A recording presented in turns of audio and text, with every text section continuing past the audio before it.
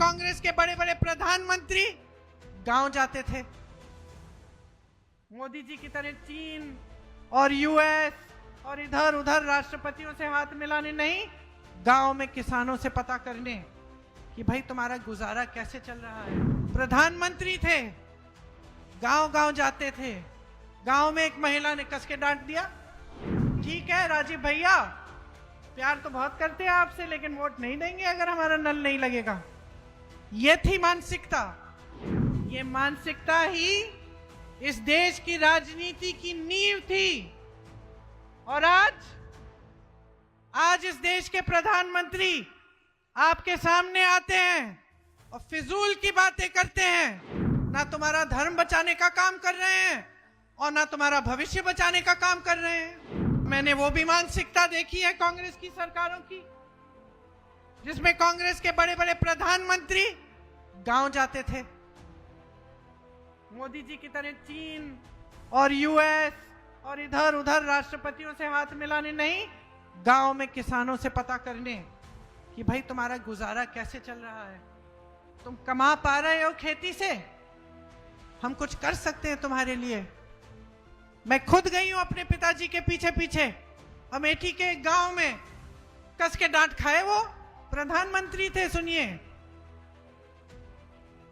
400 सीटों से आए थे सत्ता में, मोदी जी से ज्यादा। प्रधानमंत्री थे, गांव गांव जाते थे। गांव में एक महिला ने कस के डांट दिया और मैं घबरा गई। मैंने सोचा ये पिताजी को डांट रही है, मैं तो पिताजी से डरती थी क्योंकि बड़े पक्के थे वो, हम कुछ गड़बड़ करते थे तो डांट खाते थे खूब। और महिला डांट रही है गांव की, और मैं देख रही हूं कि भाई ये डर नहीं रही है, ये तो डांट रही है। किस लिए डांट रही थी? क्योंकि पिताजी 6 महीने पहले आए थे, उसने कहा था मेरे यहाँ पे मेरे लिए नल लगवाओ घर के सामने, और पिताजी ने हाँ कहा और अब तक नल लगा नहीं था। तो कहने लगी ठीक है राजीव भैया, प्यार तो बहुत करते हैं आपसे, लेकिन वोट नहीं देंगे अगर हमारा नल नहीं लगेगा। ये थी मानसिकता। और मैंने जब पिताजी से पूछा कि पिताजी वो तो महिला आपको डांट रही थी, आपको बुरा नहीं लगा? तो पिताजी ने कहा ये मेरा कर्तव्य है बेटी, और अच्छा लगा कि मुझे डांट पड़ी, क्योंकि इसका मतलब है कि इस महिला को अपने अधिकारों की समझ है, कि ये महिला समझ रही है कि ये सरकार, ये मंत्री, ये सांसद, ये प्रधानमंत्री उसके लिए काम करते हैं, वो समझ रही है। तो ये अच्छी बात है बेटा, इसमें घबराने की कोई बात नहीं है। ये एक समय की मानसिकता थी। ये मानसिकता महात्मा गांधी जी ने कांग्रेस पार्टी के हर एक नेता के मन में, व्यवहार में डाली। ये मानसिकता ही इस देश की राजनीति की नींव थी। और आज इस देश के प्रधानमंत्री आपके सामने आते हैं और फिजूल की बातें करते हैं, आपके विकास की बात नहीं करते, आपकी नौकरियों, आपके रोजगार की बात नहीं करते, यहाँ महिलाओं की सुरक्षा की बात नहीं करते। क्या बात करते हैं? मैं सुन रही थी कल उनका भाषण, कैसे कैसे शब्द बोल रहे थे, कट्टा, दुनाली, गोली, फिरौती, रंगदारी, हत्या, अपहरण, खून की नदियां, ये बातें, ऐसी बातें करनी चाहिए इस देश के प्रधानमंत्री को? शर्म आनी चाहिए उनको।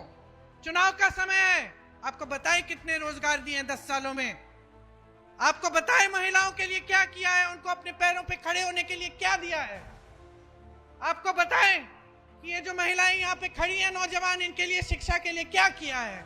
यहाँ पूर्णिया में अस्पताल क्यों नहीं है? अच्छा, एम्स क्यों नहीं लगवाया? यहाँ 10 साल हो गए हैं और आपकी बात करने के बजाय डर, भय फैलाने वाली बातें, आपका ध्यान भटकाने वाली बातें, कभी महिलाओं को बोलेंगे धर्म के आधार पर शपथ ले लो और भाजपा को वोट दो। अरे भाई क्यों?